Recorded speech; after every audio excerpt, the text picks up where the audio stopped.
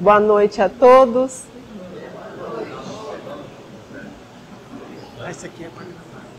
Ah, tá bom. Eu achei que era só. Que emoção.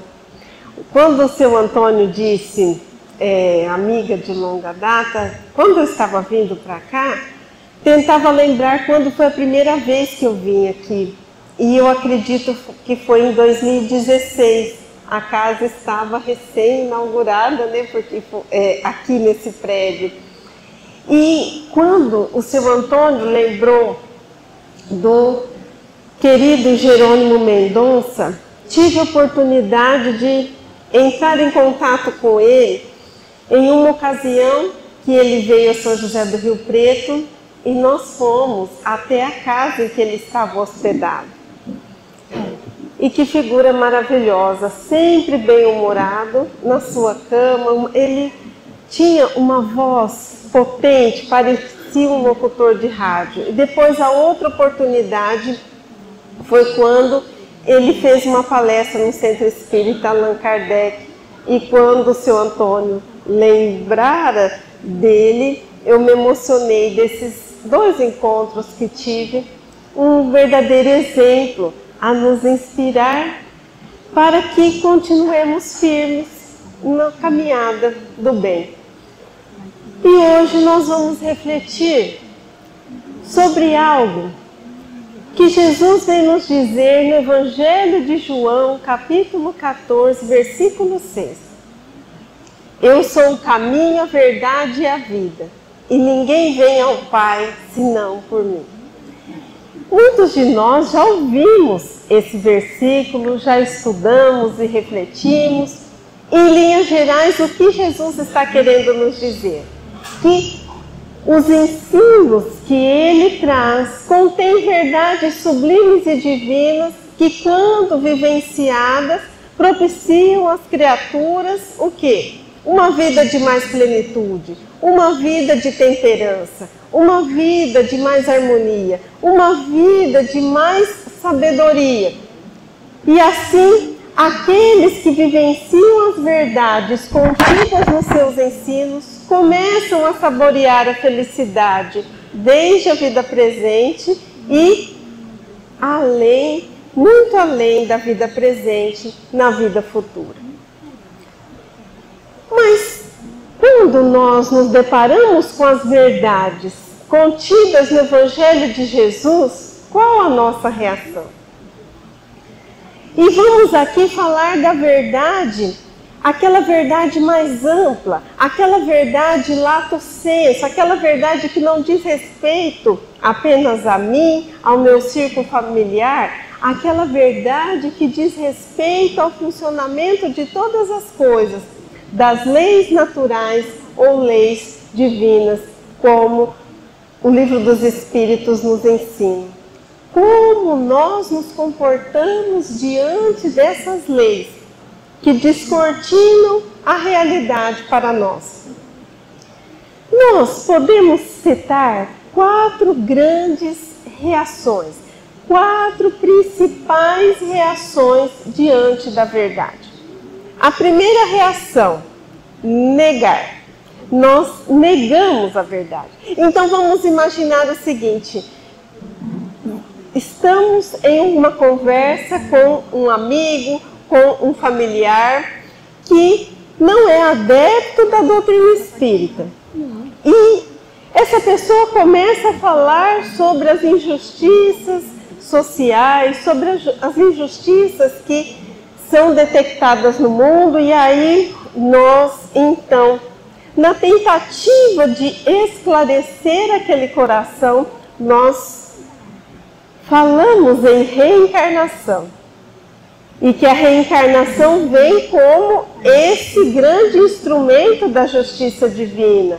E que assim não existem vítimas, somos todos espíritos em evolução que necessitam passar por determinadas situações para desenvolvermos as potencialidades da alma e também precisamos reparar os equívocos cometidos no passado e que tudo que nos acontece não é castigo nem punição, mas consequência de uma escolha. e enfatizamos a importância da reencarnação nesse processo de evolução do espírito. E de repente nós ouvimos, né, desse interlocutor: você está maluco, você está maluca. Onde existe reencarnação na Bíblia? Jesus não fala de reencarnação.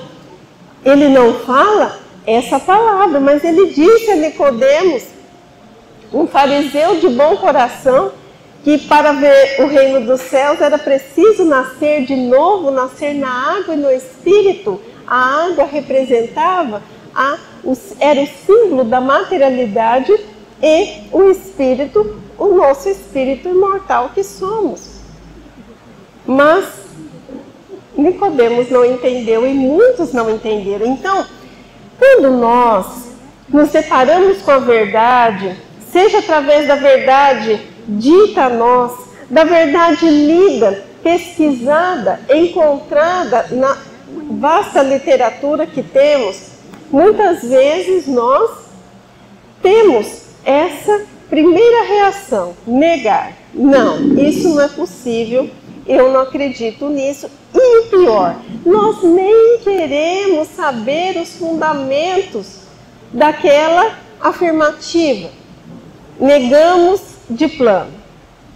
Uma outra opção, uma outra reação: nós conhecemos a verdade, procuramos até nos inteirar, saber do que ela se trata, no que ela está baseada, e depois nós descartamos, nós negamos.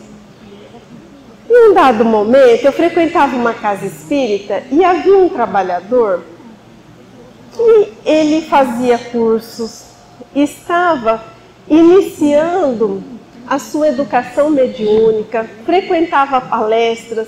Em algum momento ele começou até a proferir algumas palestras, mas o que eu achava estranho é que a todo momento ele rebatia as bases fundamentais do Espiritismo.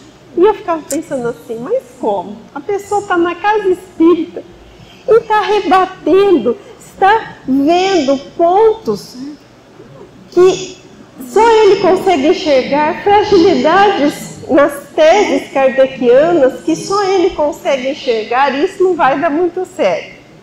Mas continuei ali, né, meu trabalho na casa, quando depois de algum tempo o reencontrei e ele disse: Michele, olha, eu deixei o Espiritismo porque eu achei que não era para mim, eu não concordo com muita coisa. Aí internamente eu pensei: mas isso estava claro que um dia ia acontecer. Por quê? Porque a pessoa está ali conhecendo a verdade, mas esse conhecimento faz com que a pessoa não admita. Ela fique procurando pontos que desconstruam aquela verdade.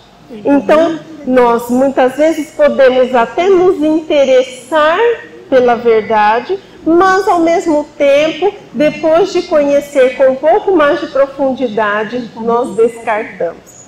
E uma curiosidade é que às vezes nós descartamos essa verdade que conhecemos porque aquela verdade está nos convidando a uma mudança de comportamento, está nos convidando a uma transformação.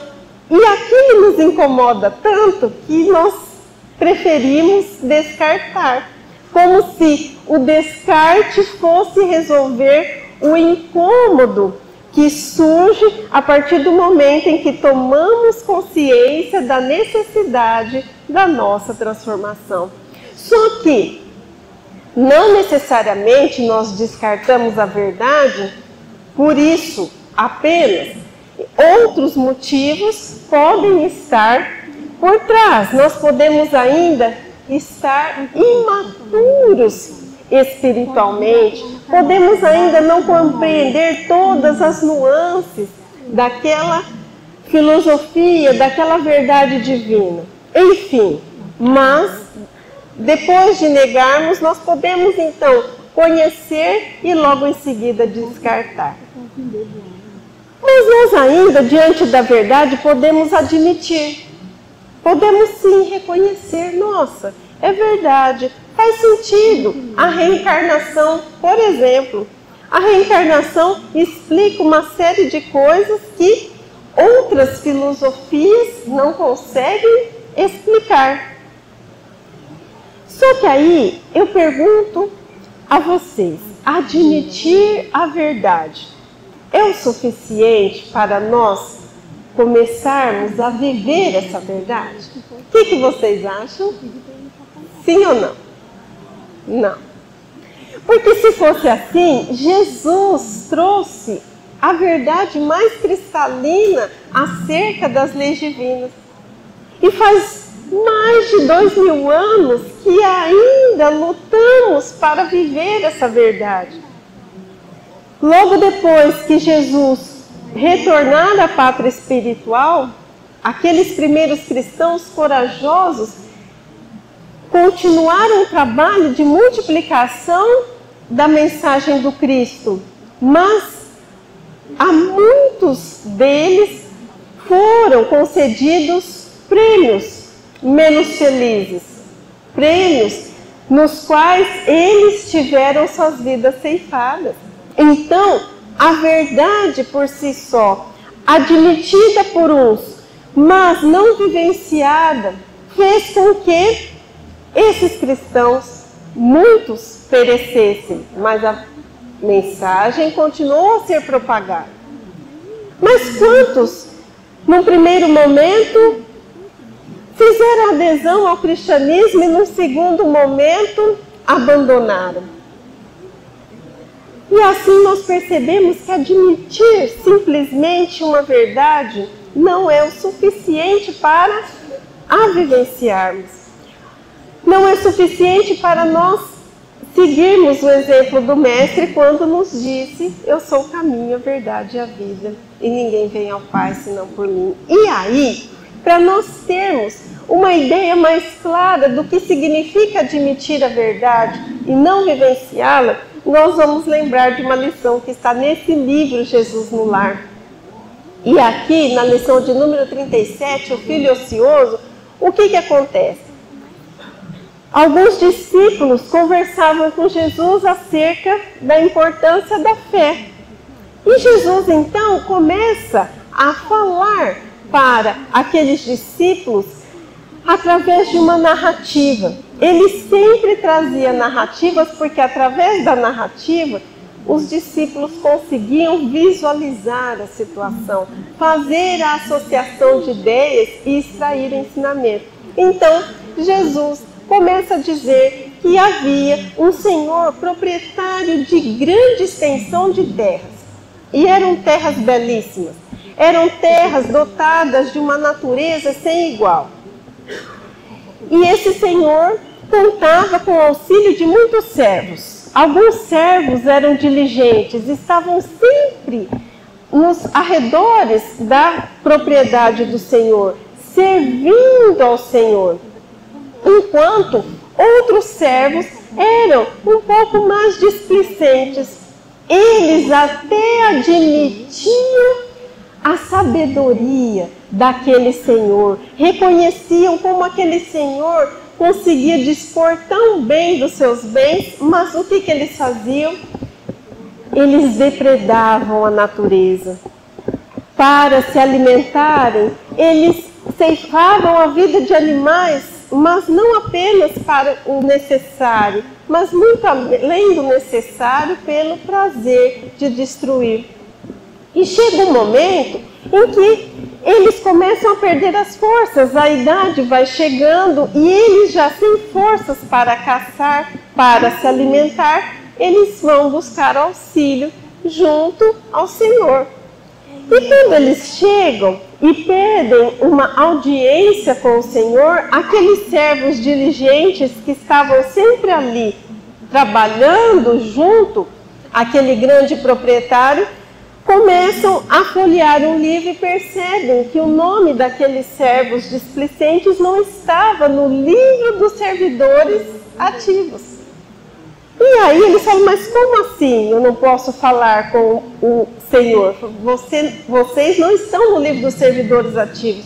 Todo o tempo que vocês tiveram, vocês utilizaram para atrapalhar o funcionamento das coisas, depredando a natureza. Não seguiram as leis que esse Senhor decretava. Então, esses dois servos displicentes voltam aos lugares onde habitavam para aprenderem a vivenciar essas leis e começam então o trabalho tudo de novo.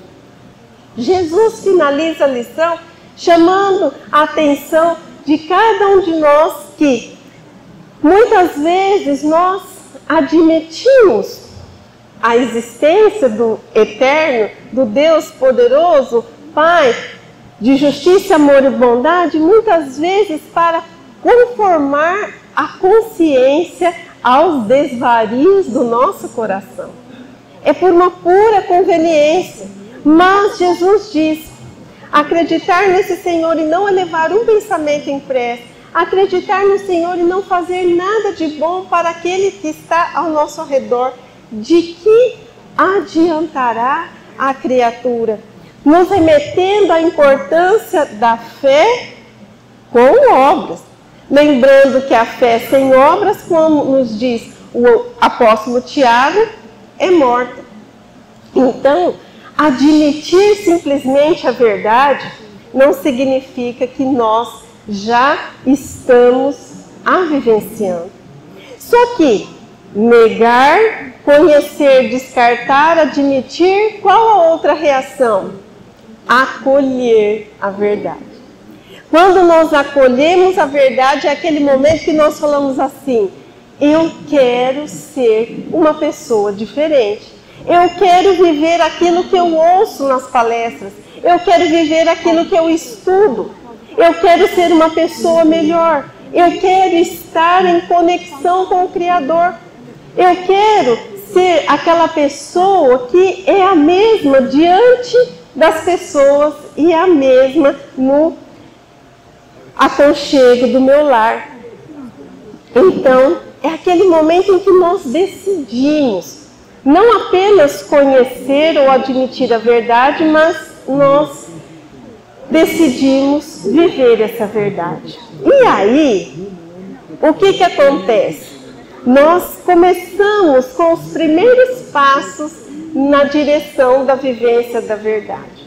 E nesses primeiros passos, nós encontramos inúmeros obstáculos. Por quê? Vamos fazer uma pausa e lembrar.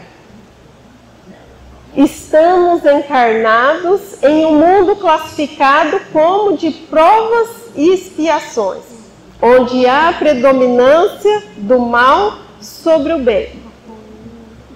Voltando à nossa reflexão.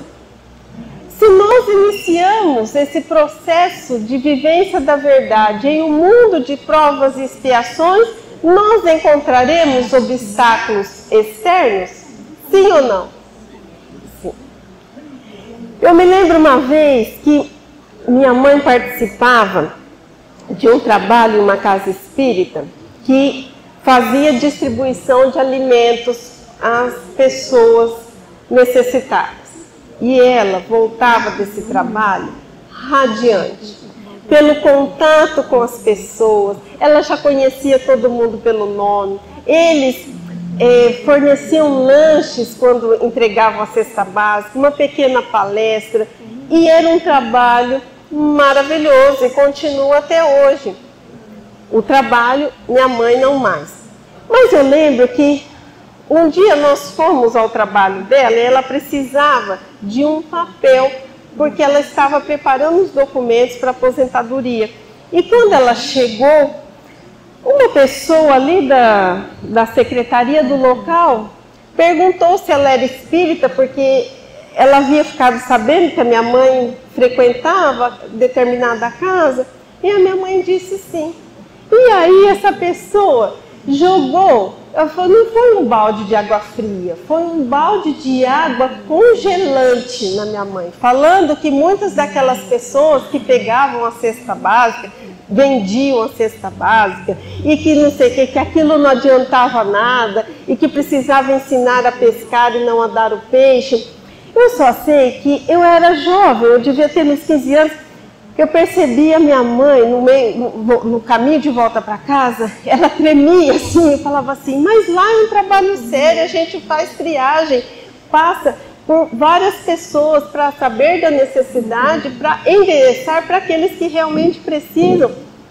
Enfim, mas minha mãe continuou. Então, muitas vezes, quando nós decidimos por algo, por exemplo, quantos convites o senhor Antônio, quantos convites nós recebemos de pessoas que necessitam de voluntários para um trabalho na casa. E aí a gente fala assim, vou me alistar, né? Eu vou me voluntariar. Aí a gente fala, sábado de manhã, eu vou preparar o lanche.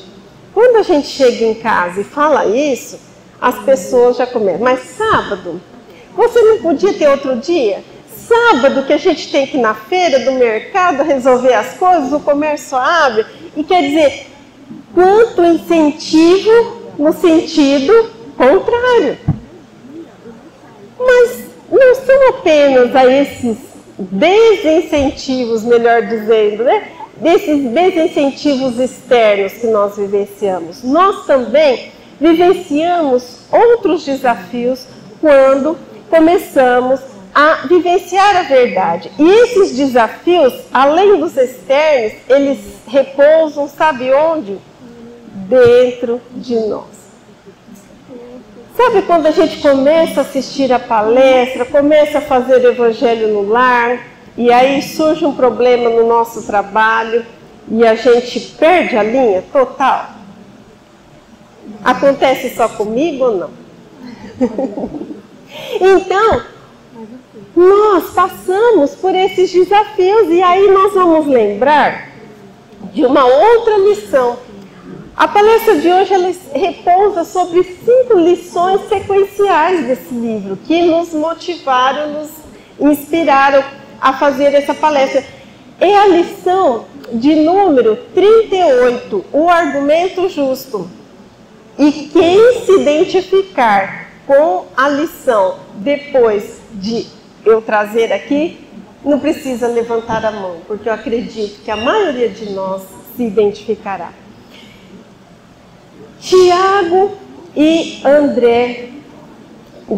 Tadeu e André, 2 discípulos de Jesus, estavam pregando às margens do lago de Genezaré quando foram atacados por malfeitores, que muito provavelmente tentaram o quê? Roubar os seus bens.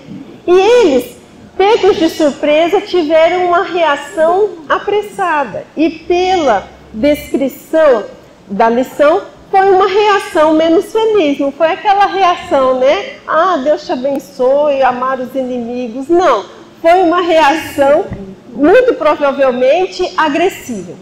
E eles estavam arrasados.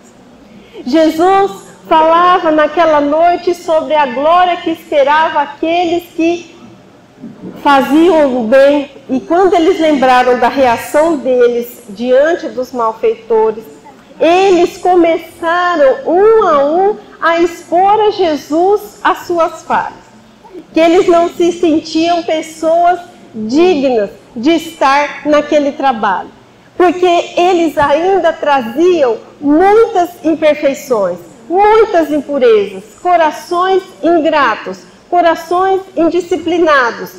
Alguns deles falavam, eu vou indo muito bem até que uma pequena palavra me tira do sério, trazendo aqui para a linguagem dos dias atuais.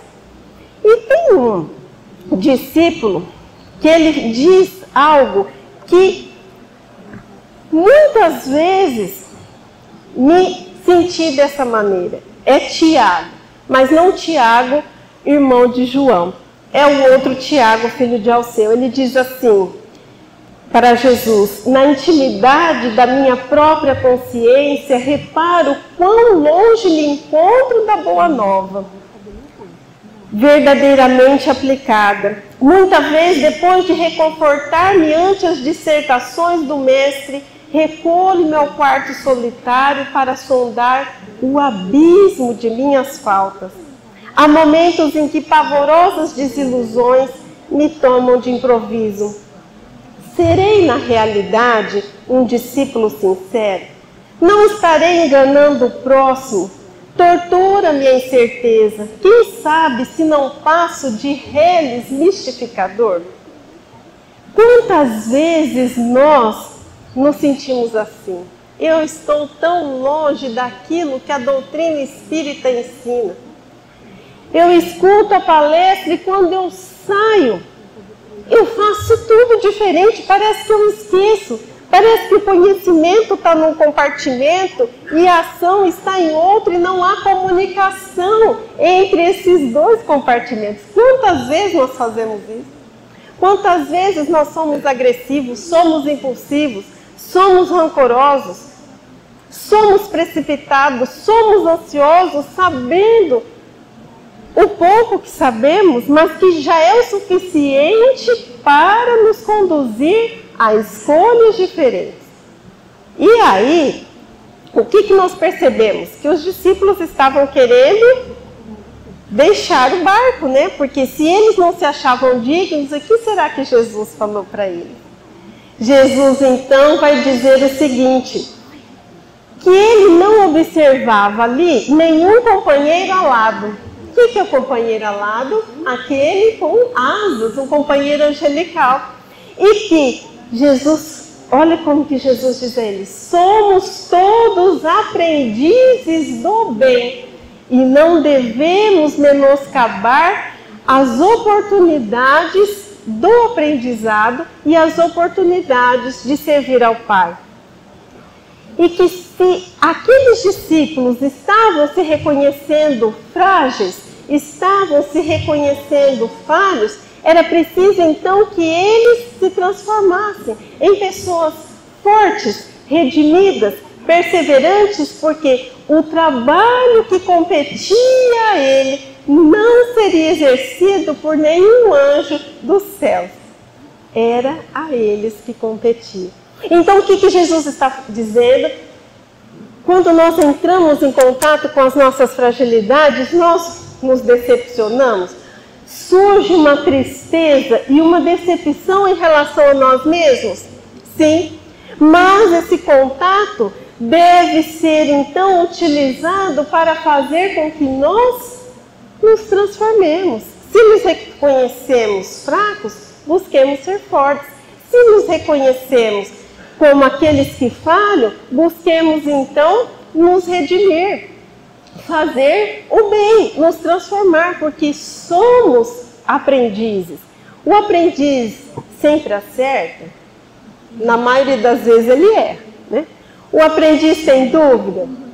O aprendiz muitas vezes se encontra numa posição de fragilidade. Só que o aprendiz ele tem uma meta, que é alcançar esse conhecimento, alcançar a vivência que ele almeja. Nesses primeiros passos na direção da verdade, depois de encontrarmos esses desafios externos e esses desafios internos, nós passamos para uma segunda fase, em que nós consolidamos essa verdade dentro de nós. Nós começamos a perseverar.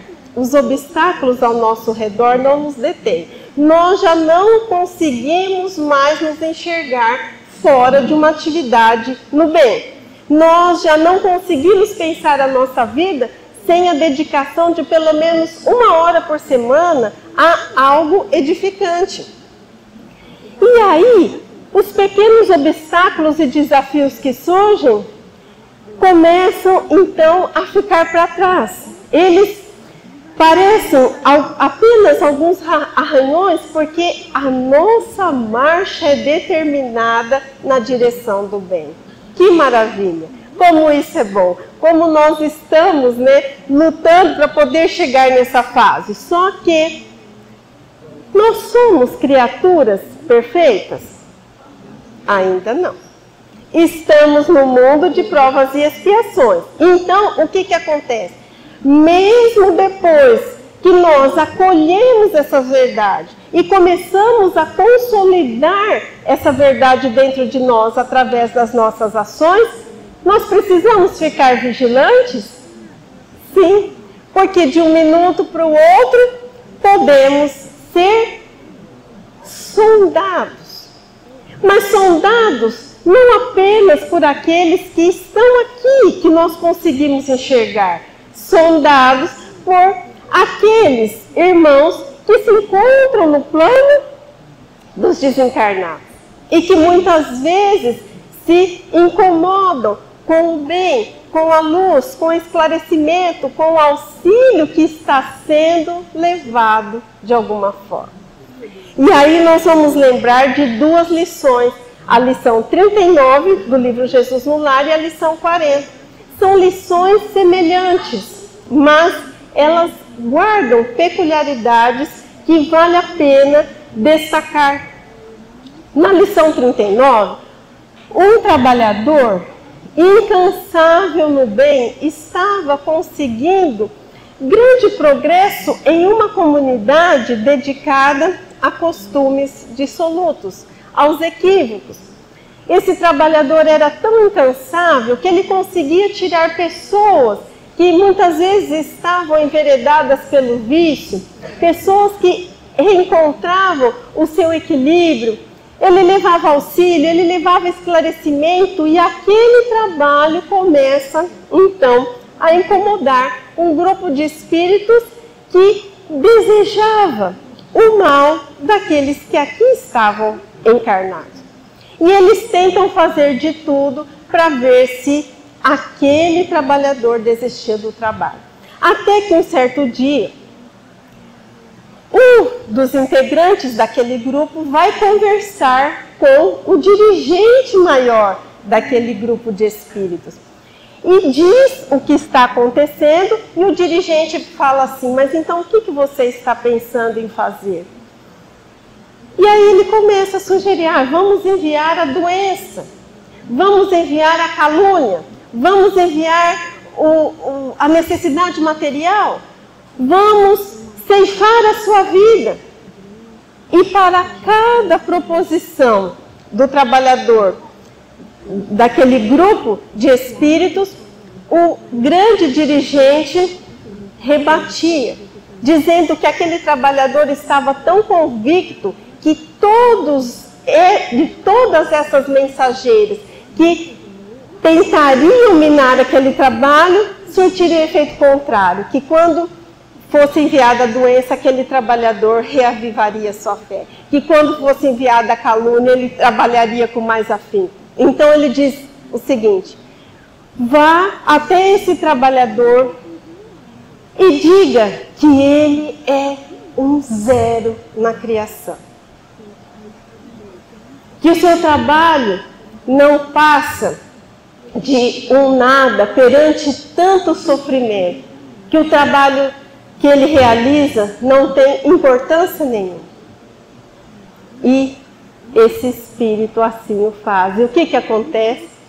Quando ele sugere esse pensamento, o trabalhador ouve e acolhe. E ele começa a acreditar que realmente ele era um zero na criação, que ele conseguia ajudar muito poucas pessoas, e ele cai numa depressão e de lá só se levanta quando retorna à pátria espiritual. Ele acolheu o sentimento de menos-valia soprado aos seus ouvidos por um espírito menos feliz. Isso acontece? Ou será que isso é uma parábola?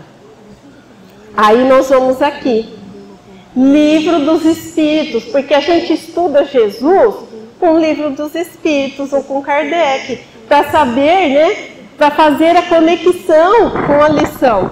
Aí, Livro dos Espíritos, questão 466.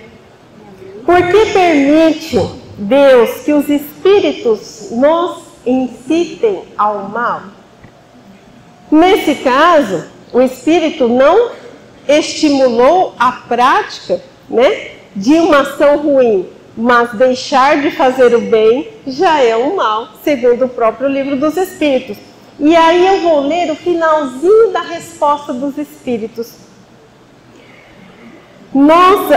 Aqui, ó, os espíritos imperfeitos são os instrumentos destinados a experimentar a fé e a constância dos homens no bem. E quando os espíritos aqui dizem dos homens, é da criatura humana, é da humanidade. Quanto mais influências agem sobre ti, és que tu as chamas pelo teu desejo do mal, porque espíritos inferiores vêm em teu auxílio no mal quando tens a vontade de cometer. Só que aqui nós vamos trazer para a situação proposta de Jesus, por Jesus nessa lição. Aquele dirigente dos espíritos menos felizes que se incomodava com o mal, pede para que um espírito subalterno sopre ao ouvido daquele trabalhador incansável a menos-valia. Por quê? Porque muito provavelmente aquele sentimento de menos-valia estava ali, né? Escondidinho, muitas vezes disfarçado ou menos percebido diante de tanta atividade que ele praticava. Então, aquela fragilidade foi notada pelo Espírito e que atingiu exatamente o ponto fraco. E Deus permite isso? Será que isso é justo? Porque se nós estamos trabalhando no bem, nós não devemos então ser protegidos? Aí nós vamos lembrar de Jesus no Evangelho de João, né?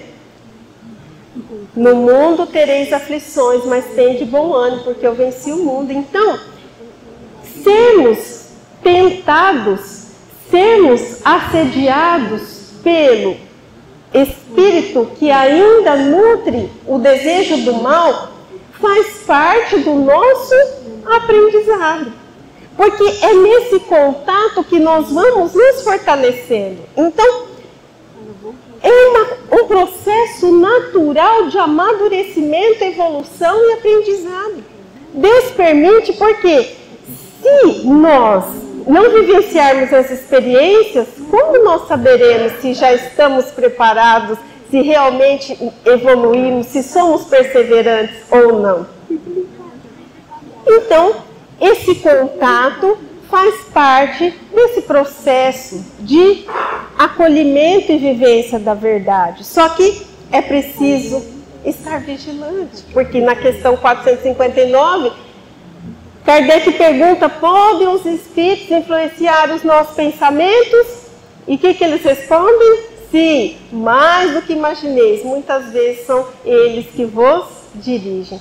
Então, meus queridos, nós enfrentamos também os desafios do mundo invisível. Esse mundo que ainda não conseguimos enxergar. Nós, né, que não temos aquela mediunidade da vidência. Muitas pessoas podem enxergar, mas a grande maioria de nós, não.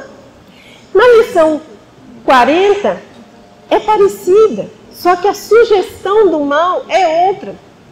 Era um grupo familiar, pai, mãe, 3 filhos. E eles também faziam um trabalho excepcional, os espíritos tentando de toda sorte desestruturar e acabar com aquele trabalho, até que então os espíritos resolvem sugerir a tristeza ao pai de família, que era o grande chefe daquele trabalho. E ele diz assim: quem pensas que você é para trabalhar numa causa maior? Chora os teus erros, pede perdão a Deus por tuas faltas. E aquele trabalhador foi envolvido por um sentimento de tristeza tamanho que em uma semana ele partira para a pátria espiritual. A esposa também ficou desesperada, desencarnou, e assim um a um os filhos e o trabalho acabou. E para as 2 lições, Jesus traz importantes ensinamentos. Para aquele que acolheu o sentimento da menos-valia, Jesus fala que aquele trabalhador esqueceu de que a árvore frondosa se inicia na pequenina semente. Então, sim, o nosso trabalho pode ser singelo, o nosso trabalho pode ser pequenino, mas se nós conseguirmos auxiliar uma pessoa, seja em qual situação que for, nós estaremos cumprindo com a nossa missão de espíritos em transformação. Não importa a quantidade. E nesse momento, Jesus convida a todos nós a cultivarmos um outro sentimento, a humildade, nos colocarmos a serviço. Não importa se o nosso serviço vai ter no bem, nosso trabalho no bem vai ter mais destaque ou menos destaque, o importante é estarmos em ação.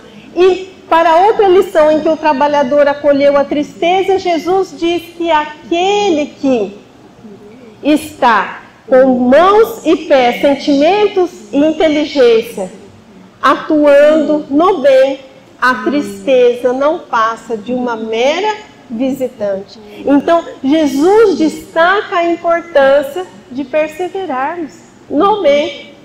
Na lição seguinte, o incentivo santo, Jesus vai trazer a importância do trabalho no bem nesse processo de aprendizagem do Espírito, e que é o trabalho no bem que permite que cada um de nós desenvolva as potencialidades da alma, que exercite o amor, a paciência, a compreensão.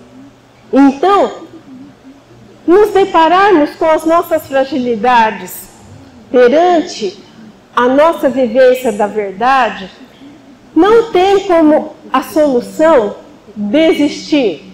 Deparar com as nossas fragilidades diante do processo ou caminhada pela verdade faz com que nós enxerguemos aquilo que precisa ser transformado. É isso que Jesus está nos incentivando.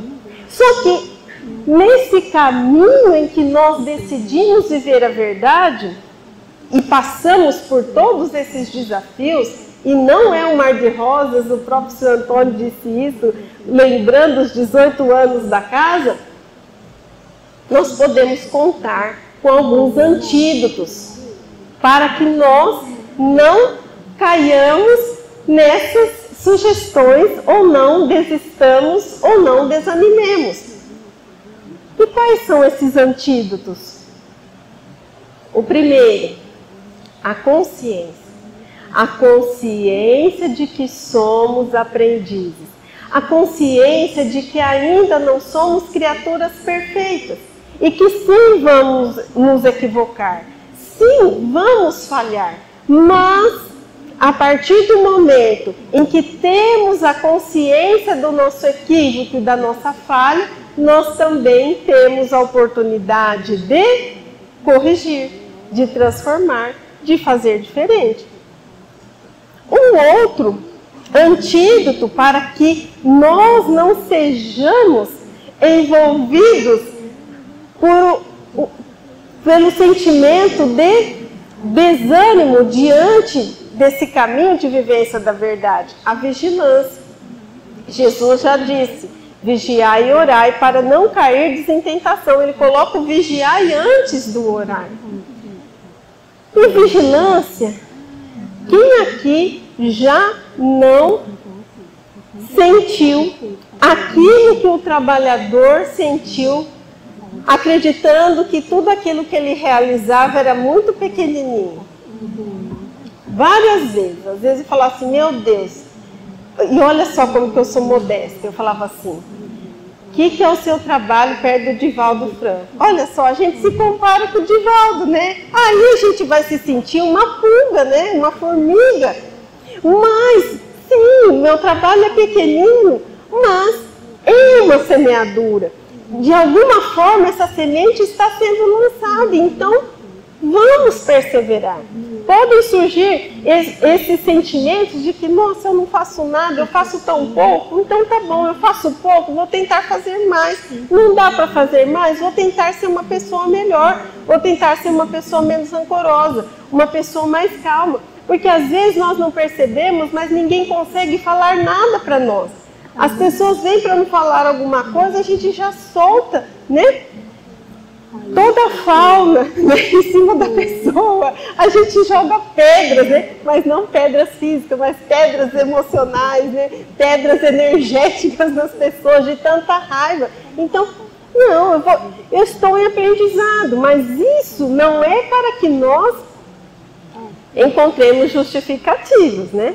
E isso é para que nós não desistamos e reconheçamos sim que o trabalho que eu realizo pode ser pequenino, pode ajudar poucas pessoas, mas sabe por que eu vou persistir? Porque sempre tem alguém que está lá esperando por aquilo que eu tenho a oferecer, seja no atendimento fraterno, seja na cesta básica, seja no passe levado aos acamados nos seus lares.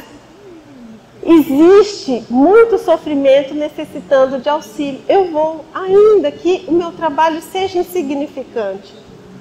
E assim, quando nós não acolhemos essas sugestões, ficamos vigilantes, nós nos blindamos dessas influências que tentam fazer com que nós desistamos. Mas também nós podemos contar com outro antídoto, a vontade. Quando nós queremos uma coisa, eu vou falar, né, por mim. Quando eu quero uma roupa nova, ninguém me segura. Eu arrumo desculpa, eu falo que eu estou precisando, eu falo que vou numa festa que todo mundo já viu aquela roupa. Alguém vai lembrar da roupa? Mas quando a gente, né, coloca uma coisa na cabeça e vai atrás, a gente não sossega enquanto não realiza aquilo. Então, é um exemplo do nosso dia a dia, mas a vontade é força poderosa. E por que não utilizar essa vontade na nossa transformação? Por que não utilizar a vontade no nosso processo de vivência da verdade? Olha o que Kardec vai dizer aqui na questão 909. Um minutinho só.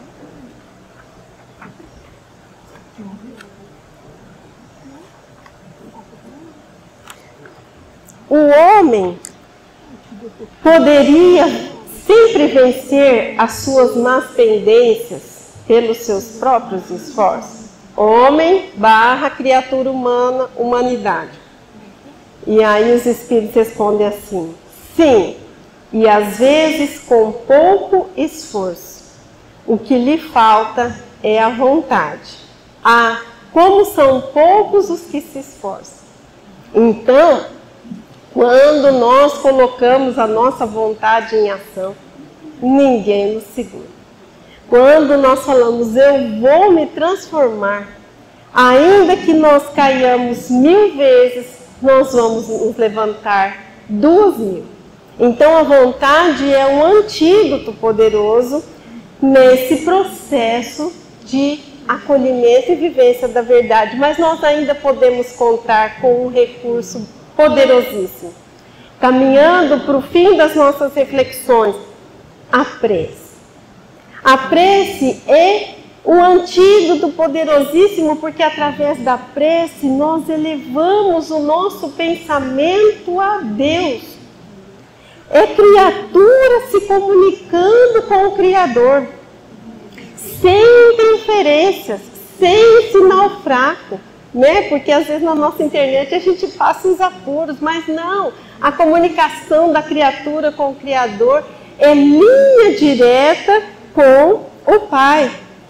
E olha o que Kardec pergunta na questão 660, vamos ver se essa eu deixei marcada. Gente, não deixei marcada nenhuma das perguntas, aí vocês têm que ficar me esperando.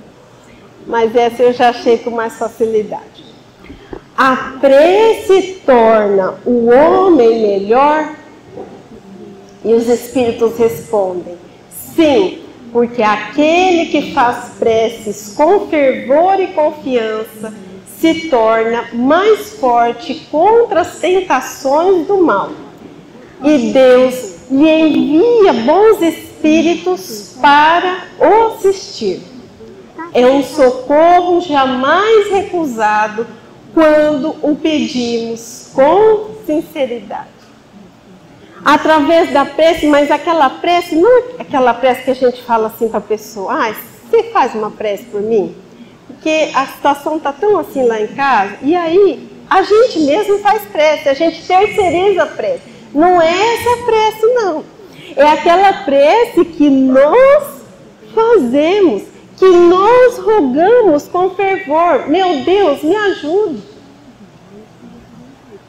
Eu conheço o teu evangelho, eu conheço a tua doutrina e ainda eu faço tudo diferente. Me ajude, porque eu preciso tomar um rumo na minha vida. Eu não consigo mais viver em dissonância com as leis. Todas as... Será que acabou? Pode ir? Todas as vezes em que eu encontro o meu equívoco, o meu erro, eu fico abatida, eu fico desanimada, eu não quero mais isso para mim, eu quero sim ser uma pessoa melhor. E os Espíritos aqui disseram, quando nós fazemos essa prece do coração, Deus envia auxílio, é um auxílio jamais recusado. Por isso, meus queridos, diante desse caminho, que não é fácil, quando nós decidimos vivenciar a verdade, não é fácil.